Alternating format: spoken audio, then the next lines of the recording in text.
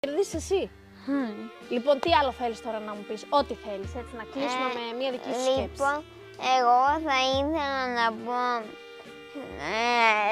αργότερα που θα βγει στην τηλεόραση το πλάνο, θα ήθελα να πω στον κόσμο, μην τα παρετάτε ποτέ ό,τι κι αν γίνει. Έτσι είναι. Γιατί αν τα παρετήσουμε, δεν βγάζουμε το στόχο μας της πέρας. Εσύ έχεις πολλούς στόχους, Παναγιώτη, και θα τους κάνεις όλους πράξη, Η αλήθεια είναι ότι έχω πολλούτσικους. Πολλούς στόχους και τους είδα εδώ τώρα, να ξέρεις, και πιστεύω ότι θα γίνουν πραγματικότητα, γιατί είσαι πολύ δυνατός. Ναι, θα γίνουν. Έτσι είναι. Και θέλω να μας ευχηθείς κάτι εκεί στην κάμερα.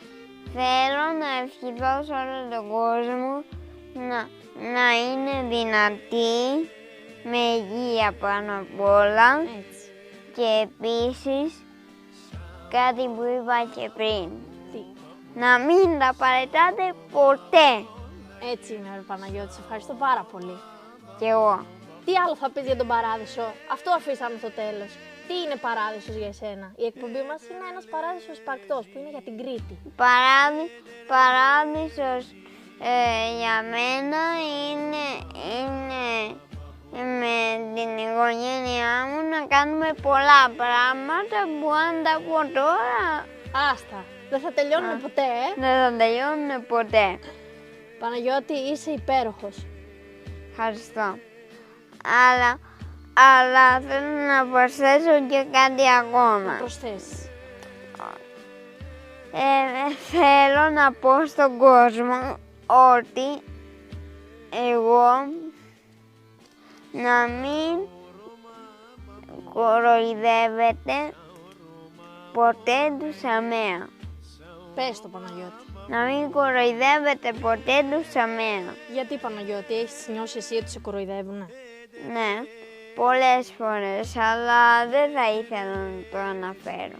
Εντάξει. Άρα η συμβουλή σου είναι να μην κοροϊδεύουν ποτέ τα αμαία. Ναι, Μα γιατί λες όμως αμαία? γιατί υπάρχουν θέματα με ειδικές ανάγκες. Άνθρωποι με ειδικές ανάγκες. Ναι, άνθρωποι με ειδικές ανάγκες. Όπως εγώ που γεννήθηκα έτσι. Δεν μπορώ να περπατήσω, αλλά έχω καταφέρει πράγματα και χάματα. Έτσι είναι και θα κάνεις ακόμα περισσότερα. Ναι. Ναι, υγεία πάνω απ' όλα. Μπράβο, βρε Παναγιώτη. Με την καλύτερη πρόταση μας έκλεισες, να ξέρεις.